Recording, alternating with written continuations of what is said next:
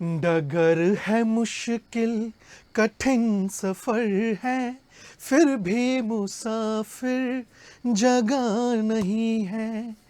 जो सोएगा बस वही खोएगा, ये बात उसको खबर नहीं है। डगर है मुश्किल कठिन सफर है, फिर भी मुसाफिर जगह नहीं है। ये गीत उन तमाम भाई बहनों के लिए है जो वैकेंसी के आने का इंतज़ार करते हैं। अरे मेरे लाडलो, वैकेंसी तो बाहर गेट के बाहर खड़ी है, कभी भी नॉक हो सकता है, कभी भी दस्तक हो सकती है। इसलिए तैयारी तो कंटिन्यू होनी चाहिए। निरंतरता और अध्ययन का बड़ा गहरा संबंध है, क्योंकि निरंतर अध्ययन ही तुम्हें सफलता की तरफ लेकर जाएगा। अरे वाह यार, बहुत अच्छा बोलने लग गया हूं मैं आजकल। खैर चलिए, तो क्षमा गणी सभी साथियों का आज के इस नए सेशन में स्वागत अभिनंदन करता हूं। और मैं आपका सारथी बेरोजगारी के इस महारण क्षेत्र में एक बार फिर से आप सभी की सफलता की इस रथ को बड़ी मजबूती से थामे हुए एक बेहद खूबसूरत और इस 1-1.5 घंटे के वीडियो में आप सभी के स्वागत और अभिनंदन के साथ में एक बेहद खूबसूरत से टॉपिक पर हम डिस्कस करने वाले हैं, जो कि स्क्रीन पर इस वक्त आप देख पा रहे होंगे। थोड़ा ध्यान दीजो, क्योंकि जो ध्यान देला उन्हें सफलता मिलेला भाई मेरा। तो आओ इधर, थोड़ा सा इधर करो अपनी मुंडी और देखते हैं कि आज हम एक्टिव पैसिव के अंदर क्या क्या क्या पढ़ने वाले हैं। लेकिन जो होगा एक ही वीडियो के अंदर होगा। तो शुरू करते हैं लेके प्रभु का नाम। एक बार जय श्री राम, जय श्री श्याम, जय श्री महाकाल और हर हर महादेव। साथियों, शुरू करते हैं आज के सेशन को। एक्टिव एंड पैसिव शुरू करूंगा बेसिक से और खत्म करूंगा इसके अंतिम पड़ाव तक। तो देखते हैं है क्या बेसिकली ये। तो भाई एक्टिव और पैसिव होता क्या है, यहीं से मैं शुरुआत करता हूं। एक्टिव और पैसिव ये दो वाक्य के प्रकार होते हैं, सेंटेंस के प्रकार होते हैं। एक्टिव का मतलब होता है कर्ता प्रधान वाक्य, यानी ऐसा वाक्य जो कर्ता प्रधान हो। कर्ता प्रधान मतलब वो सेंटेंस जिसमें हीरो सब्जेक्ट हो, वो पिक्चर जिसके अंदर हीरो कौन होगा, सब्जेक्ट होगा। यानी कि सारा का सारा सेंटेंस किसके ऊपर डिपेंड करेगा, सब्जेक्ट के ऊपर डिपेंड करेगा। उसको हम क्या कहेंगे भाई, कर्ता प्रधान। आई बात समझ में?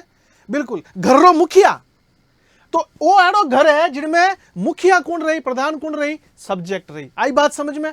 आगे देखो अब इधर, पैसिव वॉइस, सब्जेक्ट सेंटेंस का वो हिस्सा, सेंटेंस का वो पार्ट जिसके अंदर कर्म प्रधान हो। कौन हो, कर्म प्रधान। यानी कि इसके अंदर सेंटेंस की शुरुआत किससे होगी, कर्म से होगी, ऑब्जेक्ट से होगी। तो ये आपके दो सेंटेंस के प्रकार होते हैं, एक एक्टिव एक पैसिव। एक्टिव का मतलब कर्ता प्रधान, जिसमें मेन घर का मुखिया सब्जेक्ट होता है, सारी चीजें सब्जेक्ट के हिसाब से होती है। और पैसिव यानी कि कर्म प्रधान, जिसमें कर्म को मुख्य केंद्र में लाया जाता है और सेंटेंस को बनाया जाता है। तो भगवान श्री कृष्ण ने गीता के मार्फत कहा है कि कर्मण्यवाधिकारस्ते मा फलेषु कदाचन। कहते हैं कि हे अर्जुन, कर्म करना तेरे अधिकार क्षेत्र में आता है, उस कर्म का परिणाम वो मेरे अधिकार क्षेत्र में आता है। मैं तय करूंगा कि तुम्हें तुम्हारे किस कर्म का कैसा फल देना है। तो यहां पर जो भगवान श्री कृष्ण अर्जुन को कहते हैं ना कि तू सिर्फ कर्म किए जा, फल की इच्छा मत कर। लेकिन हमारे इस टॉपिक के अंदर हम कर्म के साथ साथ में फल का भी महत्व समझेंगे और इसी गणित को हम समझेंगे कि एक्टिव से पैसिव और पैसिव से एक्टिव बनाते समय हमें किन किन चीजों का अच्छी तरीके से ध्यान रखना है। तो साथियों, इस 1-1.5 घंटे के वीडियो में मैं आपको एक्टिव पैसिव वॉइस की हर बारीक चीज को बयां करूंगा और एग्जाम के पॉइंट ऑफ व्यू से मेन मुख्य चीजें बड़े साधारण तरीके से आपके साथ में मैं साझा करूंगा। लेकिन उसके पहले आप सभी से एक रिक्वेस्ट है कि हमारे इस नई शुरुआत को आप सभी के प्यार और सपोर्ट की बड़ी ज़रूरत है, बड़ी आवश्यकता है। तो प्लीज़ इस चैनल को सब्सक्राइब कीजिए, लाइक कीजिए और अपनों के साथ इसे शेयर भी कीजिए, क्योंकि जब तक कहते हैं कि जब तक परिवार बड़ा नहीं होता है ना, जब तक परिवार बड़ा नहीं होगा तब तक साथ बड़ा नहीं होगा। और किसी अच्छे काम को करने के लिए साथ बड़ी चीज़ है, सहयोग बड़ी चीज़ है। तो आप हमें सहयोग कीजिए और फिर देखिए कि हम आपके लिए हर वो चीज़ आसान करेंगे जो कहीं ना कहीं आपके लिए मुश्किल है। तो शुरू करते हैं आज के सेशन को, एक्टिव एंड पैसिव को। तो सबसे पहले मैं आपको बता दूं एक्टिव पैसिव से रिलेटेड कुछ इंपॉर्टेंट चीज़ें जो हमें बेसिक लेवल पर पता रखनी चाहिए मेरे भाई। कौन कौन सी है वो बेसिक चीज़ें जिन पर मुझे बात करनी चाहिए आप लोगों के समक्ष। देखो इधर, पहली बात ये कि हमें लगता है कि एक्टिव से पैसिव बनाया जाता है। बिल्कुल सही लगता है आपको, लेकिन ये बात भूलना मत कि एग्जामिनर तुम्हें पैसिव देख करके एक्टिव भी पूछ सकता है। वो तुम्हें पैसिव देकर एक्टिव भी पूछ सकता है। कोई जरूरी नहीं है कि तुमको एक्टिव देखकर पैसिव ही पूछेगा, क्योंकि हमने इस टॉपिक का नाम ही ऐसा रखा है, एक्टिव पैसिव। हमें लगता है कि एग्जामिनर एक्टिव दे देगा और वो पैसिव पूछ लेगा। नहीं, वो तुमको पैसिव देख करके एक्टिव भी पूछ सकता है। तो मैं शुरुआत यहीं से करूंगा मेरे भाई कि तुम्हें एग्जाम के अंदर, क्योंकि मैंने कहा ना कि ये 1 घंटा मैं आपके एग्जाम के पॉइंट ऑफ व्यू से साझा करूंगा। तो पहली बात तो यही लिखेंगे हम कि एग्जाम में एक्टिव से पैसिव व पैसिव से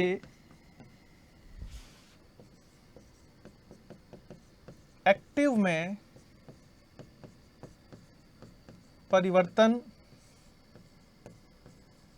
पूछा जाता है।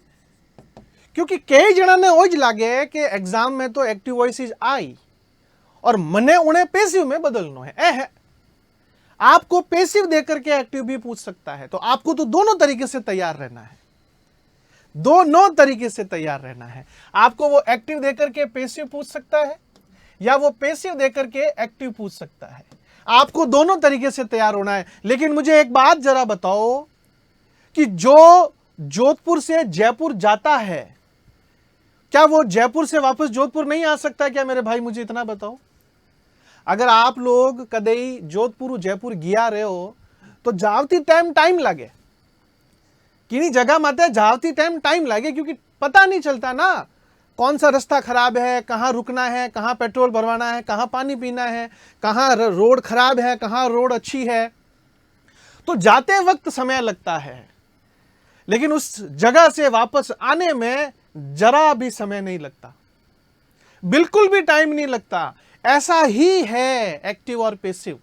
अगर आपने मेरे साथ इस 1-1.5 घंटे में एक्टिव से पैसिव बनाना सीख लिया तो पैसिव से एक्टिव तो था हाथे ही सीख रहा हो, मने हिकावनी जरूरत कौन पड़े था ने, आप खुद ही सीख जाओगे, उसमें मुझे कुछ करने की भी आवश्यकता नहीं पड़ेगी मेरे भाई। तो पहली चीज तो हमको ये ध्यान रखनी परीक्षा के दृष्टिकोण से कि हमें सिर्फ ये तैयार होके नहीं जाना है कि मुझे एक्टिव पूछेगा, एक्टिव देकर पैसिव पूछेगा। नहीं, वो तुमको एक्टिव से पैसिव भी पूछ सकता है और पैसिव देकर के तुम्हें एक्टिव भी पूछ सकता है। यानी कि हमें जयपुर से जोधपुर का रास्ता पता होना चाहिए, लेकिन साथ साथ में हमें लापरवाही नहीं बरतनी है। यूं नहीं कि मैं आई गई तो मैं पास जाऊं प्रो है, अपन को सावधानी से वापस जयपुर से जोधपुर जाना है। मतलब जैसे हम एक्टिव से पैसिव बनाना सीखें वैसे ही हमें पैसिव से एक्टिव बनाना भी आना चाहिए। दूसरी इंपॉर्टेंट चीज इस टॉपिक से रिलेटेड क्या है वो मैं बता देता हूं आपको। It is the part of, देखो बताने के लिए मेरे पास बहुत दिन है और मैं चाहता हूं कि मैं तुम्हें विस्तार में ये सारी चीजें बताऊं, लेकिन मैंने क्या कहा, मुझे 1-1.5 घंटे में आपको एक्टिव पैसिव के इस टॉपिक को बेहतर तरीके से तुम तक पहुंचाना है। और उसके लिए मैं कम समय में, कम शब्दों में, कम कंटेंट के साथ आपको ये चीजें बता रहा हूं। लेकिन मैं चाहूंगा आप सभी के सभी लोग जुड़े, हमारे इस चैनल से जुड़े, जिससे कि हम जब लाइव आएंगे आपके साथ तो आपको बहुत आराम से और बारीक तरीके से इस पूरे कॉन्सेप्ट को आपके साथ साझा करेंगे हम लोग। लेकिन ये क्लास भी किसी रामबाण से कम नहीं होने वाली है, किसी रामबाण से कम नहीं होने वाली है, क्योंकि यहां पे अर्जुन का जो तीर है वो सीधा मछली की आंख में लगने वाला है, ये ध्यान रखना तुम, क्योंकि मैं आपको मेन चीजें बता रहा हूं। It is the part of transformation, it is the part of transformation. अब मेरे हर भाई और बहन को ये तो पता ही होगा कि ट्रांसफॉर्मेशन क्या है, रूपांतरण। क्या होता है? रूपांतरण, यानी कि रूप परिवर्तित करना। इसका मतलब यह कि एक्टिव से पेसिव और पेसिव से एक्टिव ये कुछ नहीं है, ये सिर्फ ट्रांसफॉर्मेशन है, यानी सेंटेंस का तुम रूप बदलते हो।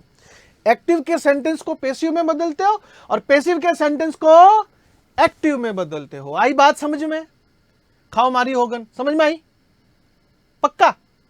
क्या यही कि ये ट्रांसफॉर्मेशन है, यानी कि सेंटेंस का रूप बदलोगे तुम। एक्टिव के सेंटेंस को पेसिव में, ने पेसिव रे सेंटेंस ने एक्टिव में बदलना है, बस इतो ही काम है। और इस काम के अंदर कुछ रूल्स हैं, कुछ बातें हैं, कुछ चीजें हमें ध्यान रखनी है, वो मैं आपके साथ साझा करूंगा। चलिए ये एक ऐसा ट्रांसफॉर्मेशन है जिसमें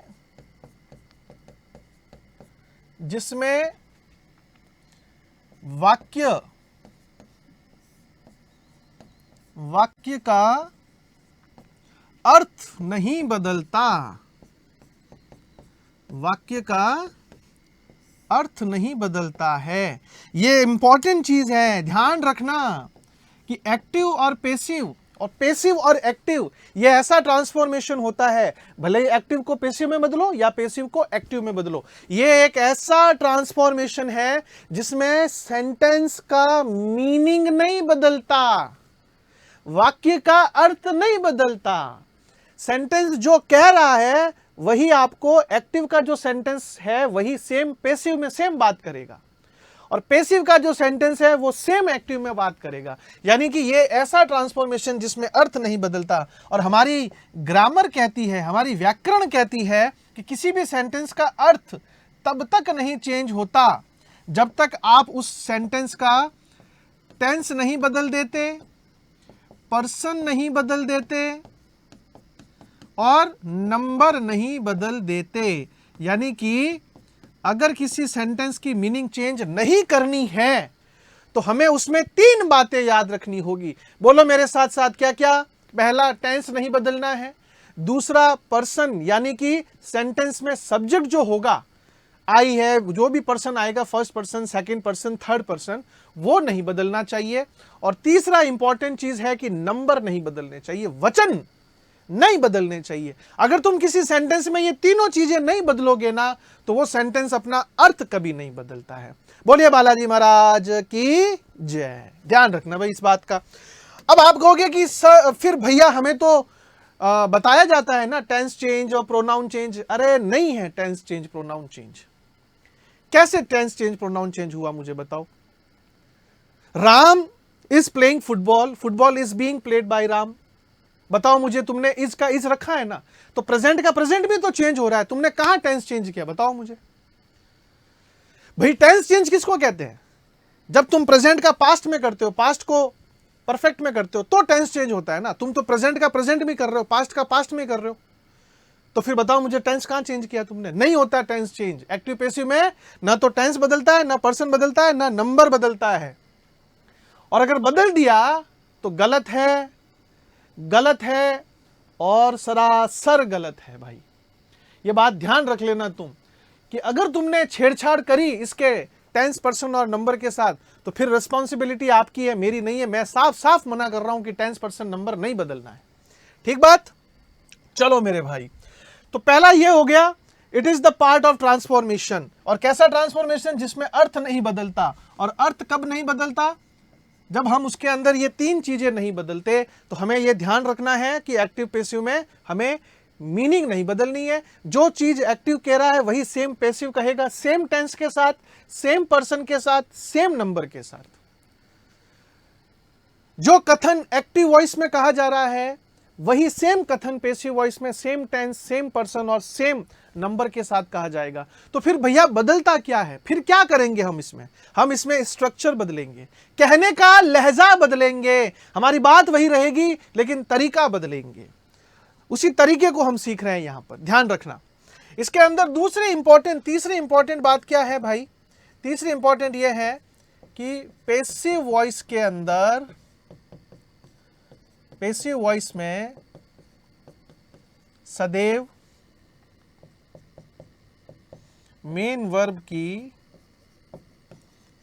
थर्ड फॉर्म का यूज होता है। थर्ड फॉर्म का यूज होता है। क्या कहेंगे? देखिए, थर्ड फॉर्म को हम क्या कहेंगे? Past participle form. Past participle form, ये वर्ब की past participle form of the verb, जिसे हम शॉर्ट में वर्ब की थर्ड फॉर्म कहते हैं। पैसिव वॉइस में हमेशा यानी सदैव यही आती है। यानी कि पैसिव वॉइस में तुम्हें हमेशा वर्ब की थर्ड फॉर्म ऐड करनी है। एक्टिव वॉइस की बात मैं नहीं कर रहा हूं। तुम कल को कह दोगे कि एक्टिव वॉइस में भी ऐसा होगा क्या? नहीं होगा भाई।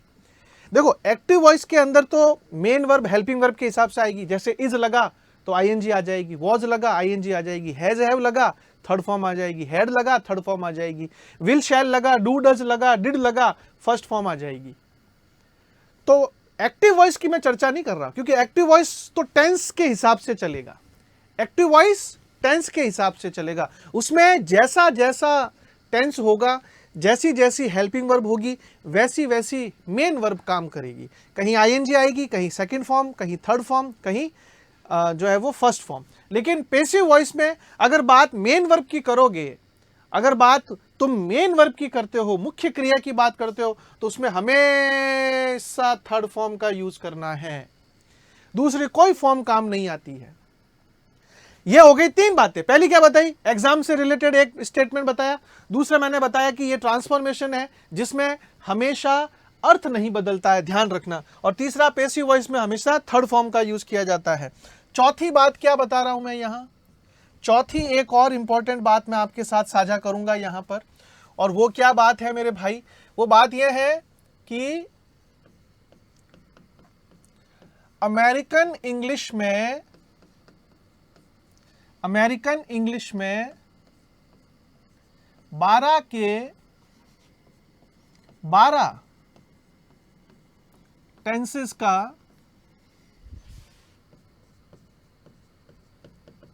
पैसिव वॉइस बनाया जाता है, जबकि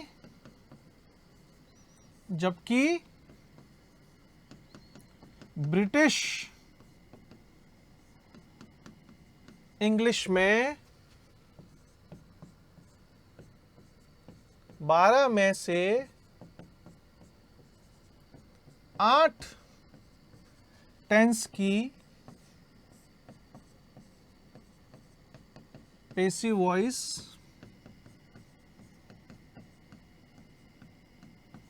बनाई जाती है। 8 टेंस की पैसिव वॉइस बनाई जाती है। तो यहां एक बात यह भी बड़ी काम की है, क्योंकि हमारे यहां दो प्रकार की इंग्लिश बड़ी पॉपुलर है। एक है अमेरिकन इंग्लिश, दूसरी है ब्रिटिश इंग्लिश।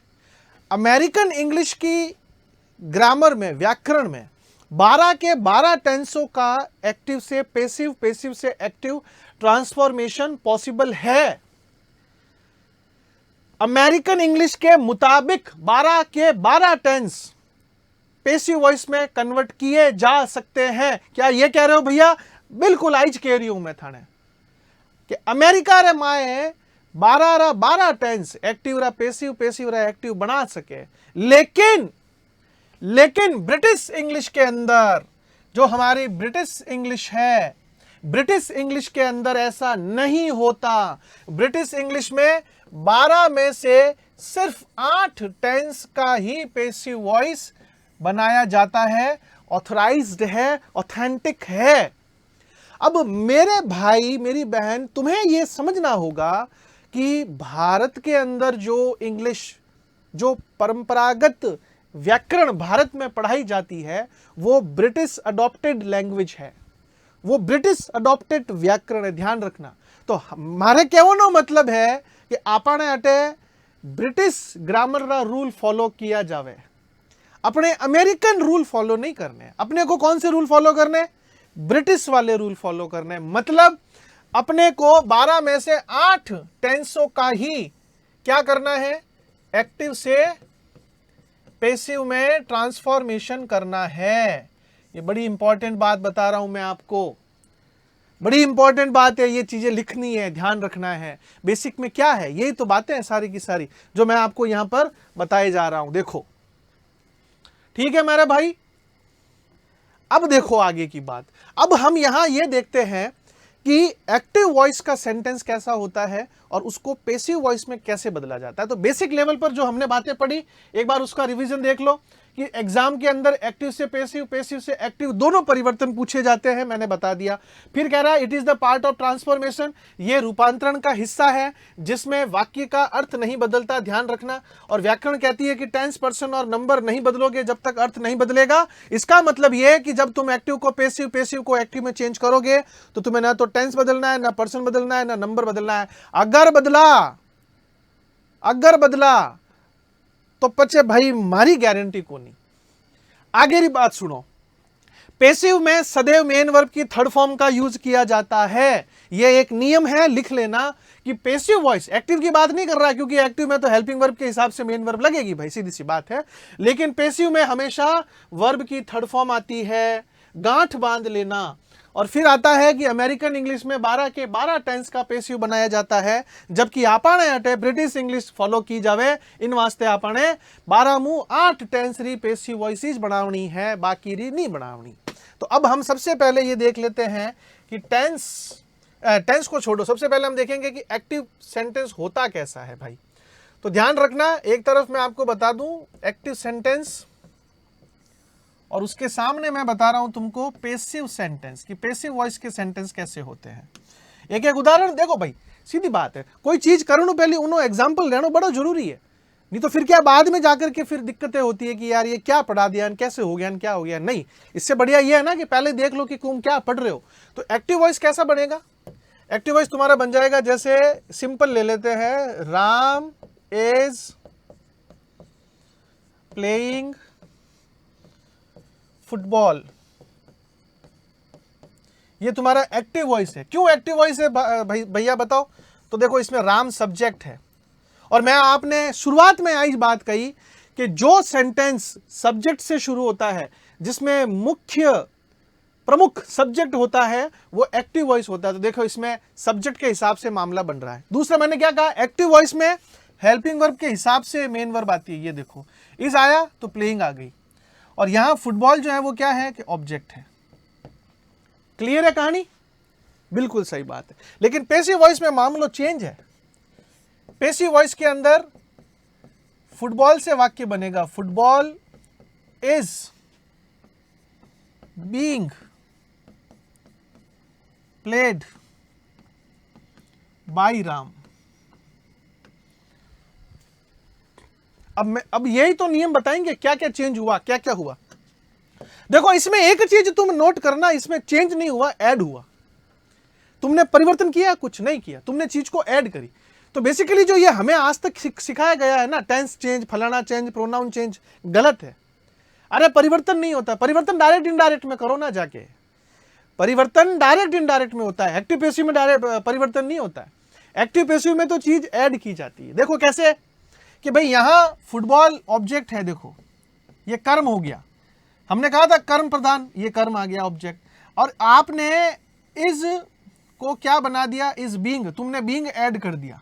ये देखो, और वर्ब की फॉर्म कौन सी आ गई? थर्ड आ गई। मैंने तुम्हें अभी अभी क्या कहा कि इसमें हमेशा वर्ब की थर्ड फॉर्म लगती है। तो देखो, हमने वर्ब की थर्ड फॉर्म यहां ऐड कर दी, करी कि नहीं करी? और ये बाई राम डूअर आ गया। क्या आ गया? बाई राम डूअर आ गया। अब हमें स्कूलों में यह सिखाया गया है आज तक कि एक्टिव वॉइस में सब्जेक्ट, वर्ब और ऑब्जेक्ट होवे, और पैसिव बनावता वक्त इन्हें अटे ले आओ, इन्हें थर्ड फॉर्म कर दो और इन्हें अटे लान बाई सब्जेक्ट कर दो। अरे अपने घर का राज थोड़ी है, कोई अपने घर का राज थोड़ी है कि हम इसको यहां ले आएंगे उसको वहां ले जाएंगे। नहीं, चीजें सीखनी है ना तो ढंग से सीखा करो, चीजों को अगर समझना है ना तो ढंग से समझा करो, क्योंकि ढंग से समझी गई चीज ही तुम्हारे साथ तुम्हारे एग्जाम हॉल में चलने वाली है। इसलिए हमें चीजों को बेहतर समझने की कोशिश करनी है। और चीजें बेहतर कब समझेंगे हम, कब समझेंगे? जब मैंने तुम्हें शुरुआत में यही कहा कि निरंतरता बड़ी जरूरी है। और निरंतर हमेशा एक सोर्स के साथ निरंतर रहने से आपसे आपकी काबिलियत, आपसे आपकी सफलता को कोई नहीं छीन सकता। और यही सत्य है इस जीवन का। तो मेरे कहने का मतलब यह है कि हम ऑब्जेक्ट को यहां या यहां को यहां नहीं ला रहे हैं, हम सिर्फ चीजों को ऐड कर रहे हैं, चीजों को कुछ उस हिसाब से रख रहे हैं। बेसिकली ये जो बाई सब्जेक्ट है ना, इसको कहते हैं बाई एजेंट। ये क्या है? By agent. अब स्कूल में है ना, मार साहब बताते हैं कि ऑब्जेक्ट को सब्जेक्ट बना देंगे, सब्जेक्ट को ऑब्जेक्ट बना देंगे। अपने घर का राज नहीं होता है भाई कि तुम ऑब्जेक्ट को सब्जेक्ट, सब्जेक्ट को ऑब्जेक्ट बना दोगे। सब्जेक्ट सब्जेक्ट रहेगा, ऑब्जेक्ट ऑब्जेक्ट रहेगा। तुम सिर्फ जगह बदल रहे हो क्योंकि तुमने अपने कहने का लहजा बदला, तरीका बदला, स्ट्रक्चर बदला, इसलिए तुमने ऑब्जेक्ट की जगह बदल दी। क्योंकि तुम्हारा सेंटेंस जब कर्म प्रधान बनेगा, ऑब्जेक्ट पैसिव वॉइस का मतलब क्या? कर्म प्रधान। तो जब तुम्हारा वाक्य कर्म प्रधान बनेगा तो कर्म प्रधान के अंदर तो मेन कौन रहेगा? सब्जेक्ट ही तो रहेगा। इसलिए तुम आगे सब्जेक्ट रखते हो। और ये बाई डूअर, ये बाई डूअर यहां सब्जेक्ट नहीं है, ये बाई डूअर यहां एजेंट है भाई। ये बाई सब्जेक्ट जो लिखते हो ना, ये गलत है। यहां बाई एजेंट या बाई डूअर लिखना चाहिए हमेशा। ये बाई सब्जेक्ट जो हम लिखते आए हैं ना, ये देखा जाए व्याकरण के दृष्टिकोण से तो ये सही नहीं है। सब्जेक्ट तो वही होता है जो सेंटेंस को लीड करेगा। सब्जेक्ट तो वही होगा जो वाक्य को लीड करेगा, सेंटेंस में सबसे आगे खड़ा रहेगा, वही सब्जेक्ट रहेगा। उसे तुम पीछे कैसे ले जा सकते हो? और अगर उसे पीछे ले जाना है तो फिर उसके साथ में सब्जेक्ट की जो पदवी है उसको हटाओ, सब्जेक्ट की पदवी को त्यागो, फिर आप उसको डूअर बनाओगे, फिर आप उसको एजेंट बनाओगे। सब्जेक्ट का मतलब होता है कार्य करने वाला, और डूअर मतलब जिसके द्वारा कार्य किया गया। आप कहोगे भैया एक ही तो है। अरे एक कैसे है मेरे भाई? घी घी होता है और डालडा घी होता है। ध्यान रखना इस बात को। तो यहां हमें बाई एजेंट कहना है क्योंकि यह काम इसके द्वारा किया जाएगा। या मेरी बात को अगर मैं ग्रामेटिकल लाइंस के बेस पर समझाऊंगा तो मैं ये कहूंगा कि एक्टिव वॉइस के अंदर सब्जेक्ट का एक अहम रोल होता है। सब्जेक्ट उसके अंदर जो है वो मेन फोर्स में रहेगा, सब्जेक्ट उसके अंदर जो है वो लीड करेगा, जबकि पैसिव वॉइस के अंदर ऑब्जेक्ट को लीडर बनाया जाता है और सब्जेक्ट को उसका सपोर्टिव बनाया जाता है। सब्जेक्ट की अहमियत पिक्चर के हीरो से साइड रोल हो जाती है, उसमें विलन को मुख्य बनाया जाता है। आई बात समझ में? ध्यान रखना। गजनी पिक्चर आई क्या? गजनी पिक्चर, तो गजनी पिक्चर जिन टाइम आई, ट्रेलर आया जो मैं होचियो यार गजनी तो आमिर खान रो नाम रही मैं, क्योंकि आमिर खान हीरो उन टाइम। लेकिन बाद में जब पिक्चर देखी तो पता चला कि गजनी तो उसमें विलन का नाम था और पूरी पिक्चर विलन के ऊपर डिपेंड थी, क्योंकि पूरी पिक्चर में वो विलन गजनी को ढूंढता है। तो पैसिव वॉइस यही है। पैसिव वॉइस के अंदर हाँ अपना गजनी मेन रहेगा, यानी ऑब्जेक्ट को हमें आगे रखना है, सब्जेक्ट को उसका सपोर्टिव बनाना है। तो ये ध्यान रखना। इसलिए ये कभी नहीं कहना है कि ऑब्जेक्ट सब्जेक्ट बन जाएगा। ऑब्जेक्ट ऑब्जेक्ट रहेगा, सब्जेक्ट यहां जाकर के डूअर बन जाएगा। वो सब्जेक्ट की पदवी छोड़ चुका है, अब वो वहां एजेंट या डूअर बन चुका है। देखो उसने खुद ने कह दिया कि भाई मैं एजेंट हूं, कार्य करने वाला एक मामूली सा आदमी हूं मैं, है ना। मेन काम यहां है, ये मेन चीज है आपकी, ऑब्जेक्ट मेन चीज रहेगी आपकी। आई बात समझ में कि नहीं आई? अब दूसरी बात ये कि भैया ये इज प्लेइंग का इज बीइंग प्लेड क्यों हुआ? तो पहली बात तो तुम ये समझ लो कि देखो हमने टेंस नहीं बदला। तुम्हें जो आज तक कहा जाता है ना टेंस परिवर्तन, प्रोनाउन परिवर्तन, फलाना परिवर्तन, ढिमका परिवर्तन, परिवर्तन नहीं हो रहा है, ऐड हो रहा है। यहां पर भी देखो इज प्लेइंग है, यहां पर भी तुम इज बीइंग प्लेड कर रहे हो। कान इधर से पकड़ो चाहे कान इधर से पकड़ो, बात सेम है, वो तुमको सेम चीज कह रहा है। तो आओ जरा देखते हैं कि टेंस का जो ये खेल है एक्टिव पैसिव में, ये कैसे खेला जाता है और ये तरीका क्या है और इसको याद करना पड़ेगा, जरूरी है, बड़ा जरूरी चीज है ये। सुनना बड़ा काम की बात बता रहा हूं मैं। तो अब हम यहां देखेंगे टेंस। टेंस एक्टिव से पैसिव में, टेंस एक्टिव से पैसिव में, लेकिन शर्त वही रहेगी मेरी जो मैंने बताई, क्या कि 12 में से 8 टेंस का ही पैसिव वॉइस बनता है, बाकी का नहीं बनता है। तो मैं अगर शुरुआत करूंगा प्रेजेंट से, तो सबसे पहले क्या कि एक्टिव वॉइस में अगर आपको डू या डज के साथ वर्ब की फर्स्ट फॉर्म नजर आ जाए, या अगर आपको वर्ब की फर्स्ट फॉर्म या फर्स्ट फॉर्म में एस या ईएस नजर आ जाए, तो दोनों परिस्थिति में, मैं कह रहा हूं दोनों परिस्थिति में, क्या क्या, या तो डू या डज और उनके साथ फर्स्ट फॉर्म, या फिर वर्ब की फर्स्ट फॉर्म या वर्ब की फर्स्ट फॉर्म में एस या ईएस, दोनों परिस्थितियों में तुमको क्या करना है, तुमको पैसिव वॉइस बनाते वक्त इज, आर, एम को रखना है और उसके साथ वर्ब की थर्ड फॉर्म लगा देनी है, क्योंकि वर्ब की थर्ड फॉर्म तो पैसिव वॉइस का जन्मसिद्ध अधिकार है। जब जब पैसिव बनाओगे तब तब वर्ब की थर्ड फॉर्म तो आएगी, लेकिन तुमने टेंस नहीं बदला, टेंस को यथा स्थिति में रखा है। ये भी प्रेजेंट है, ये भी प्रेजेंट है। इज आर एम कौन सा टेंस होता है, प्रेजेंट ही होता है, और इधर प्रेजेंट ही है। लेकिन अगर तुम्हारा इज आर एम इधर आ जाए, इधर का मतलब एक्टिव वॉइस में आ जाए, तो हमने पता है कि इज आर एम के साथ एक्टिव वॉइस में आईएनजी वर्ब लगेगी, प्रेजेंट कंटिन्यू टेंस, तो उसको पैसिव में बनाते वक्त क्या करोगे, इज आर एम और साथ में क्या लगाओगे, बीइंग, ये बीइंग लगाओगे, और फिर ये बीइंग क्या करेगा, वर्ब की आईएनजी फॉर्म को थर्ड फॉर्म में बदल देगा। तो बीइंग एक तरह से क्या है, कन्वर्टर है।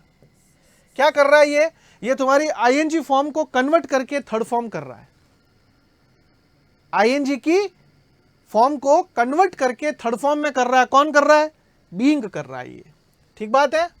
अब आगे देखो, अगर यहां तुम्हारा हैज या हैव आ जाए तो उसके साथ में वर्ब की थर्ड फॉर्म आएगी। अब तुम्हें उसको क्या करना है, तुम्हें हैज हैव को रखना है और यहां बीन बजानी है। क्या बजानी है, बीन। तो बीन बाजेगी तो वर्ब की थर्ड फॉर्म नाचेगी। ये परिवर्तन तुमको करने हैं प्रेजेंट के अंदर। देखो प्रेजेंट के 3 टेंस ही एक्टिव से पैसिव में बदलेंगे, प्रेजेंट के 3 टेंस ही एक्टिव से पैसिव में बदले जाते हैं, ये बात याद रखना है तुमको, ठीक बात।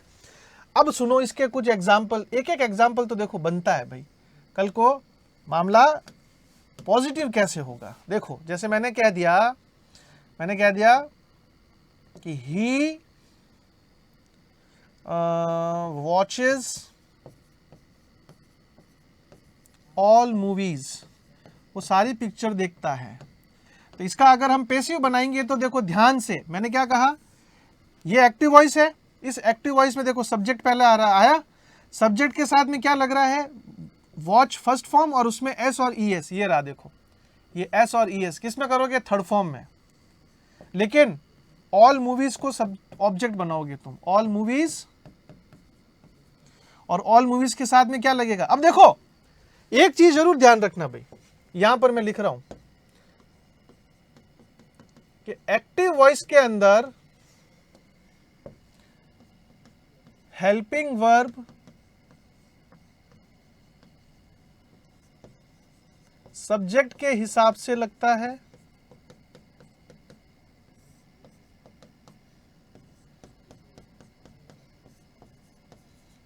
जबकि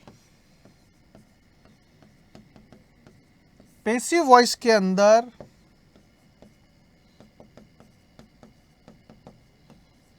हेल्पिंग वर्ब ऑब्जेक्ट के हिसाब से लगता है। बात आई समझ में, कौन नहीं आई, कहीं आई बात समझ में। बात आ समझनी है कि एक्टिव वॉइस के अंदर जब तुम हेल्पिंग वर्ब का यूज कर रहे हो तो वो हेल्पिंग वर्ब तुम्हारे सब्जेक्ट के हिसाब से लगेगी। भाई जैसे राम एक वचन है तो इज आ जाएगा, या स्टूडेंट्स बहुवचन है तो आर आ जाएगा, ऐसे होता है। लेकिन पैसिव वॉइस में वो कॉन्वे, पैसिव वॉइस में बात थोड़ी सी चेंज हो गई। पैसिव वॉइस में आगे कौन आई, ऑब्जेक्ट आई। पैसिव वॉइस में आगे कौन आई, ऑब्जेक्ट आई। तो हेल्पिंग वर्ब जो लगेगी वो किसके हिसाब से लगेगी, ऑब्जेक्ट के हिसाब बुलाएगी। बात आई दिमाग में, अटाई क्या, ऑब्जेक्ट के हिसाब से हेल्पिंग वर्ब का यूज करना होता है पैसिव वॉइस में। तो मैं अटकाई कर रही हूं, अटे तो वॉचेस आयो हीरे हिसाबू, लेकिन अटे जो को आई वो किन हिसाबू आई, ऑल मूवीज रे हिसाबू। वो तो बड़े सिंगुलर हो, वो प्लूरल है। वो प्लूरल है तो પછી इन्हें बाद में प्लूरल वर्ब लेनी है, तो थे इनमें चेंज करो तो प्लूरल थाना कहीं दिखाई दे, आर दिखाई दे। तो थे अटे लिखो all movies are watched by, he का होगा हिम। क्यों होगा, ये कहानी आगे बताऊंगा मैं, ये कहानी आगे बताऊंगा, इंतजार करना थोड़ा। तो बस वो चीज ध्यान रखनी है, हेल्पिंग वर्ब का थोड़ा ध्यान रखना है कि एक्टिव वॉइस में सब्जेक्ट के हिसाब से, पैसिव वॉइस में ऑब्जेक्ट के हिसाब से। क्लियर कहानी। चलो एक एग्जांपल और बढ़े देखा इनो। हमने जैसे कह दिया कि Ram is playing the sitar, इसका ऑब्जेक्ट क्या बनाएंगे, पैसिव वॉइस क्या बनाएंगे, ऑब्जेक्ट कौन है, द सितार। ठीक है, तो द सितार और इज के साथ में क्या है, देखो ये इज के साथ में आईएनजी है। प्लेइंग किसमें बदलोगे, बीइंग लगाओगे तुम। तो सितार पहले तो देखो कहीं है, सितार सिंगुलर है, सिंगुलर है तो is being, sitar is being played by Ram. आ देखो ओ बन गयो इनो पैसिव वॉइस। आई बात समझ में कि नहीं आई, कितना आसान बन रहा है, कितना इजी बन रहा है। बस ये सीधी सीधी बातें याद करनी है, 3 चीजें याद करनी प्रेजेंट टेंस में, बस काम खत्म। कई याद करनी, डू डज वर्ब की फर्स्ट फॉर्म, वर्ब की फर्स्ट फॉर्म या एस आता है तो is are am plus third form, is are am plus ING है तो is are am plus being plus third form, has have है तो have been plus third form. एक सेंटेंस देऊं मैं थाने घर वास्ते होमवर्क थे, मैंने कमेंट बॉक्स में बताओ ला कि इनो आंसर कई हुई, इसका आंसर कमेंट बॉक्स में बताओगे। अब बॉक्स वही बता पाएगा जो इस वीडियो को पूरा देखेगा। और हमारी सबसे बड़ी प्रॉब्लम यह है कि हम देख के छोड़ देते हैं उसको, है ना। कई बार हम क्या करते हैं कि कुछ विशेष, अपने राजस्थान में एक कहावत है कि राजस्थान रे तो खूणा खूणा में भूमिया बिराजे। कहवे कौन कहवे भाई कि राजस्थान रे तो खूणा खूणा में भूमिया बिराजे, लेकिन बड़े आप पूछ करन कट जावा जो मोटो थान हुई, जटा नाम हुई। और कई बार जहां नाम होते ना वहां काम नहीं होते, और कई बार जहां नाम नहीं होते वहां काम हो जाते। समझ में आई, नहीं आई, नहीं तुझे नहीं आई समझ में, समझ में आएगी तो टाइम लग जाएगा। तो यहां हो सकता है कि नाम नया है लेकिन काम पक्का है। एक बार मन से ये वीडियो देख लेना, काम पक्का है। तो थे बताइए जो मैं एक सेंटेंस दूं था ना भाई कि दे हैव, नहीं वो थोड़ा सा आगे है, बात है एक standard word, you know, simple दूं फिलहाल कि Sita has washed her cloth, Sita her washed her clothes. ये सेंटेंस आप मुझे पैसिव बना करके कमेंट बॉक्स में बताना कि इसका पैसिव क्या बनेगा। बस इतना सा ध्यान रख लेना इसमें कि इसमें हैज के साथ में वॉश्ड आया है। क्या आया है, हैज के साथ में वॉश्ड आया है। आई बात समझ में? अगर आई हो तो कमेंट बॉक्स में ये आंसर जरूर लिख कर भेजना, मैं समझ जाऊंगा कि तुमने वीडियो देखा भाई। ठीक है, अब आगे बढ़ते हैं पास्ट टेंस की तरफ। लेकिन मैंने हर चीज में एक बात बताता हूं मैं आपको, यहां भी बताऊंगा एक चीज, अगले में बताएंगे, छोड़ो। अब हम यहां करेंगे हमारा अगला क्या, पास्ट टेंस। पास्ट टेंस में या तो आएगा डिड या आएगी वर्ब की सेकंड फॉर्म। क्या आएगी, वर्ब की सेकंड फॉर्म। तो उसको किस में बदलना है पैसिव में, बिल्कुल वॉज वर प्लस वर्ब की थर्ड फॉर्म में। और सेम चीज वही, जब वॉज वर इधर आ जाएगा तो उसको करना है वॉज और वर अकॉर्डिंग टू ऑब्जेक्ट, और ये अकॉर्डिंग टू सब्जेक्ट, ये मत भूलना बीच बीच में। यहां बीइंग बजेगा और बीइंग लगाएंगे और बीइंग कन्वर्टर के बाद में वर्ब की थर्ड फॉर्म आएगी। और यहां आएगा तुम्हारा हेड, और हेड के साथ में वर्ब की थर्ड फॉर्म ही आती है।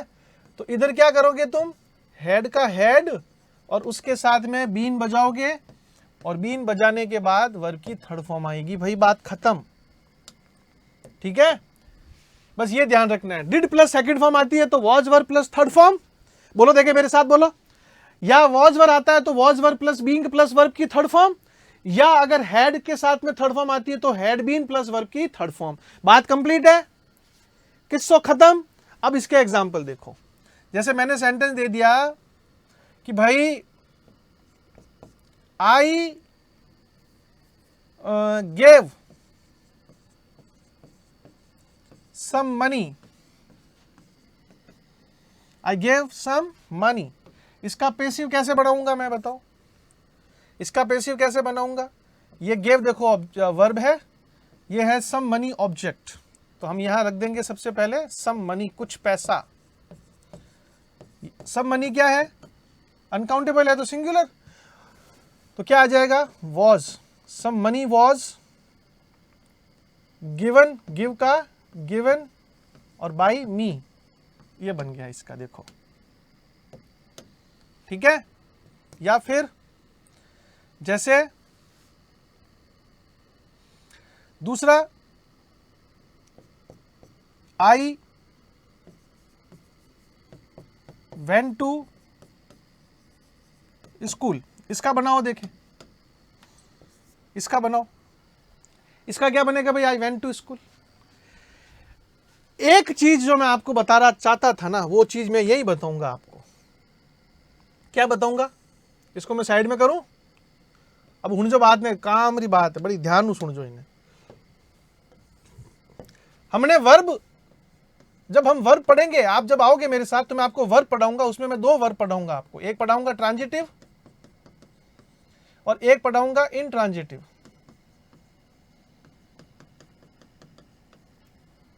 ट्रांजिटिव इनट्रांजिटिव, मैं वर्ब पढ़ाऊंगा तब बताऊंगा आपको, ट्रांजिटिव इनट्रांजिटिव।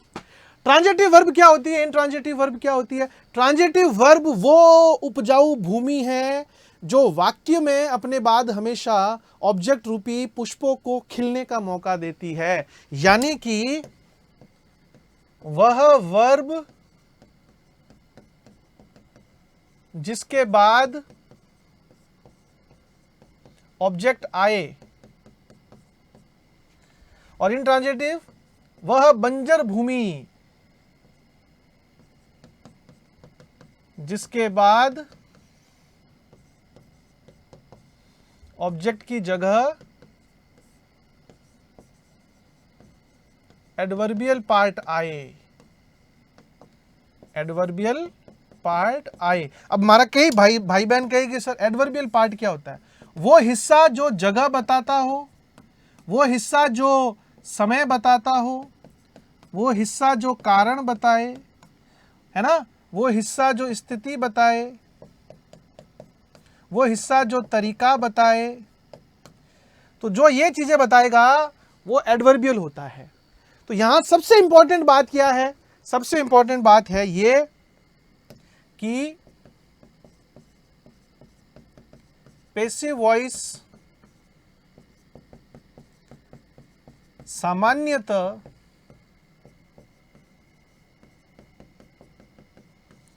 ट्रांजिटिव वर्ब से ही बनाई जाती है।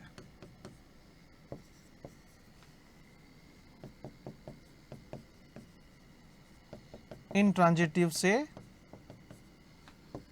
नहीं। यह बात याद रखना कि पैसिव वॉइस में सामान्यतः, देखो मैं ये नहीं कह रहा हूं कि सिर्फ, क्योंकि सिर्फ और सामान्यतः में रात दिन का अंतर है। क्योंकि कल को आगे जाकर के, कल को क्या, आज ही आगे जाकर के मैं इनट्रांजिटिव वर्ब से भी पैसिव बनाऊंगा, तो फिर थे मन क्या हो भाई साहब, थे तो बटे क्या हो कि नहीं बने ना की कर बनाई पचे।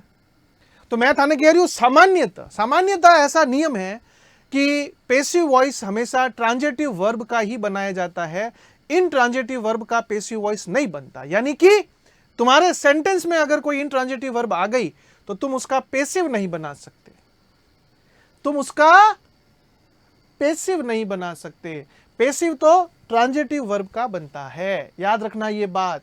अब क्योंकि तुम्हारे यहां पर वेंट इनट्रांजिटिव वर्ब है, क्योंकि ये अपने बाद में ऑब्जेक्ट नहीं बता रही है, अपने बाद में ये जगह बता रही है। देखो, आई वेंट, मैं गया, कहां? स्कूल। तो स्कूल ऑब्जेक्ट नहीं है, क्योंकि ऑब्जेक्ट तो हमेशा कहां से आता है भाई? ऑब्जेक्ट हमेशा व्हाट और हुम के आंसर से निकलता है। व्हाट और हुम का जो आंसर होता है ना, वो ऑब्जेक्ट होता है। भले तो यहां आकर के प्रैक्टिकल कर लो बोली, ही वॉचेज व्हाट, वो देखता है क्या। ये देखो, ये क्या का आंसर ऑब्जेक्ट होगा, इसीलिए तुमने इसका पैसिव बनाया। Ram is playing the sitar, Ram बजा रहा है क्या? द सितार, ये ऑब्जेक्ट है। Sita has washed her clothes, Sita धो चुकी है क्या? तो ये कपड़े। तो जो क्या का और हुम का आंसर होता है ना, वो ऑब्जेक्ट होता है। इसलिए ऑब्जेक्ट कहां से आएगा? कि ट्रांजिटिव वर्ब से आएगा। हमने कहा ट्रांजिटिव वर्ब वो उपजाऊ भूमि जिसके बाद ऑब्जेक्ट आता है, तो जिसके बाद ऑब्जेक्ट आता है उसी का पैसिव बनेगा। जिसके बाद ऑब्जेक्ट नहीं आता है, एडवर्बियल आती है, उसका पैसिव नहीं बनेगा। सामान्यतः, जनरली कह रहा हूं मैं, लेकिन आगे कई सारी ऐसी चीजें आएगी और एग्जामिनर हमेशा ऐसी ही चीजें देता है। इसलिए वीडियो में बने रहना। अभी काम खत्म नहीं हुआ है मेरा। तो भाई यहां क्योंकि इंट्रांजिटिव है, तो हम अभी के लिए इसका पैसिव नहीं बना सकते, क्योंकि इसमें इंट्रांजिटिव वर्ब है, पैसिव नहीं बनेगा इसका। ये बताओ, देखिए इसका, Mayank had finished his work, Mayank had finished his work. तो देखो, इसमें Mayank subject, had finished verb, Mayank खत्म कर चुका था क्या? तो ये क्या का आंसर आ रहा है, मतलब कि ये ऑब्जेक्ट है। तो भाई इसमें ऑब्जेक्ट है, इसका पैसिव बनेगा, लेकिन तुम बनाकर बताओगे, ये तुम्हारा होमवर्क है। तुम बनाकर बताओगे, कमेंट बॉक्स में बनाकर बताओगे मुझे ये कि इसका पैसिव मुझे क्या बनाना चाहिए था। तो ये काम तुम्हारा है, तुम इसको बनाओगे भाई। आगे चलेंगे हम एक स्टेप, और अब हम यहां बात करेंगे हमारे फ्यूचर की। तो अगर विल या शैल इधर आ जाए तो ध्यान रखना, उनके साथ वर्ब की फर्स्ट फॉर्म आती है हमेशा। इधर क्या करोगे तुम? इधर तुम विल और शैल के साथ जोड़ोगे क्या? बी, और फिर वर्ब की थर्ड फॉर्म। अगर विल हैव या शैल हैव आता है तो उसके साथ होती है वर्ब की थर्ड फॉर्म। तो तुम क्या करोगे? विल और शैल के बाद हैव, और फिर बजाओगे बीन, और फिर लाओगे वर्ब की थर्ड फॉर्म। तो इसमें ये दो ही होते हैं। तुम कहोगे कि भैया इसमें विल बी वाला कॉन्सेप्ट कहाँ गया और विल हैव बीन वाला कहाँ गया? तो मैंने क्या कहा, 12 में से 8 टेंस का ही पैसिव बनता है। कितने? 8 का। तो मैंने बना दिया ना, देखो 8, काउंट करो, 1 2 3 4 5 6 7 और 8। तो प्रेजेंट में 3 का बनता है पैसिव, पास्ट में भी 3 का बनता है पैसिव, और फ्यूचर में सिर्फ 2 का बनता है पैसिव। यानी कि फ्यूचर कंटिन्यू और फ्यूचर परफेक्ट कंटिन्यू, इनका पैसिव वॉइस नहीं बनता। और कोई तुमको पूछ ले कि कितने टेंस का पैसिव नहीं बनता, कई बार रीड जैसे एग्जाम के अंदर है ना, पूछ लेते हैं कितने, कौन कौन से सेंटेंस या कितने टेंस का पैसिव नहीं बनता। तो ध्यान रखना, 4 टेंस का पैसिव वॉइस नहीं बनता। कौन कौन है वो 4? एक तो हो गया तुम्हारा प्रेजेंट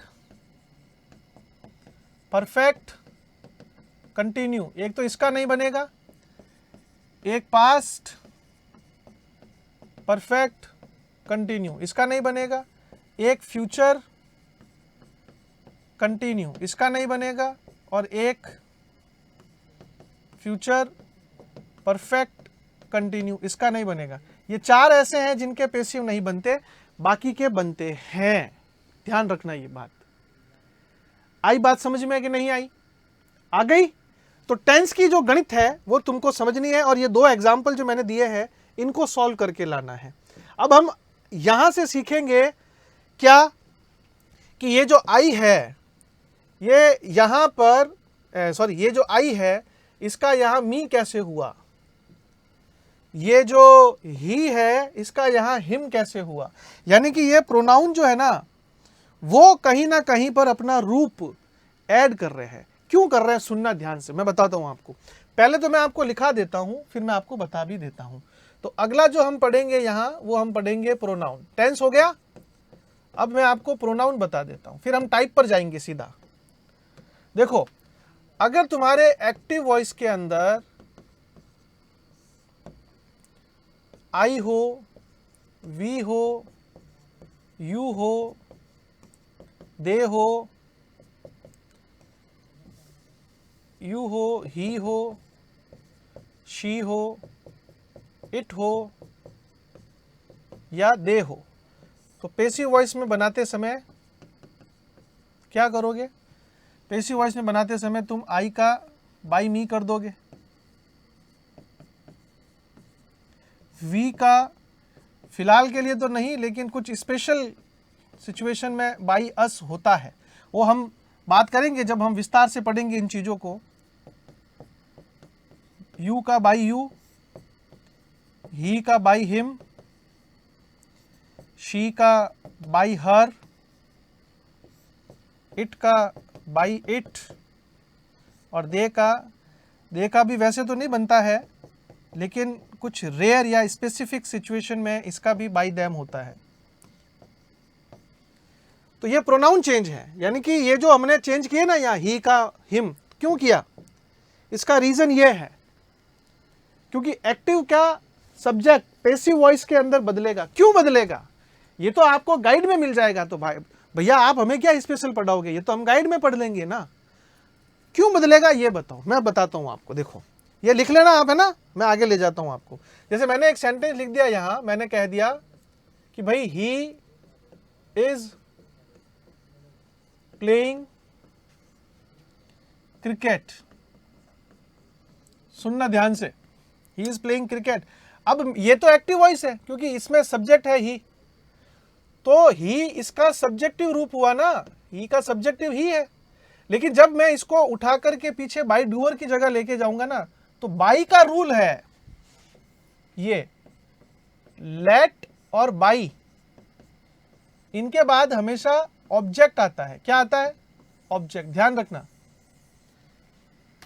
अगर तुम लेट लिखते हो या बाई का यूज करते हो ना, इनके बाद हमेशा ऑब्जेक्टिव केस आता है। तो यही कारण है कि बाई का यूज होते ही इसके बाद में हमेशा ऑब्जेक्टिव केस का प्रोनाउन आएगा। क्या आएगा? Objective case pronoun. अब मुझे यह मत कह देना कि सर ऑब्जेक्टिव केस क्या होता है, क्योंकि उसके लिए तुमको प्रोनाउन अच्छे से पढ़ने पड़ेंगे, और प्रोनाउन अच्छे से पढ़ने हैं तो फिर आपको हमसे जुड़ना होगा। जब हम आपको नाउन और नाउन के बाद जब प्रोनाउन पढ़ाएंगे तो आपकी ये सारी समस्याएं दूर हो जाएगी कि भैया ऑब्जेक्टिव केस क्या है, ये फलाना केस क्या है, ढिमका केस क्या है। फिर भी मैं आपको बता देता हूं ऑब्जेक्टिव केस और सब्जेक्टिव केस क्या होता है। सुनना, सबसे पहले हम देखते हैं सब्जेक्टिव केस क्या होता है। ठीक है, ध्यान से सुनना। सब्जेक्टिव केस का मतलब हो गया वाक्य में सब्जेक्ट के स्थान पर आने वाला प्रोनाउन सब्जेक्टिव केस प्रोनाउन कहलाता है। यानी कि सेंटेंस में जो सब्जेक्ट होगा, तो सब्जेक्ट की जगह पर जो प्रोनाउन आएगा ना, उसको सब्जेक्टिव केस कहेंगे। और ऑब्जेक्टिव केस क्या होता है?